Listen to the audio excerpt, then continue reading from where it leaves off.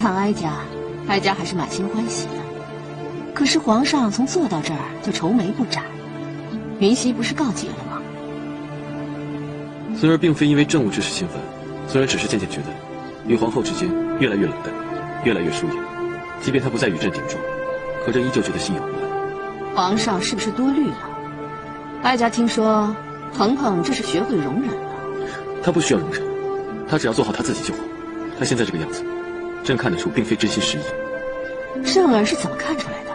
祖母，孙儿虽然对感情愚钝，可总归还是知道，一个女人在看到她情感上的竞争者时，会产生嫉妒。可皇后在看到江氏之后，却十分大度。皇上，哀家早就知道你把江映月接到了宫里，可是这个做法不够极端。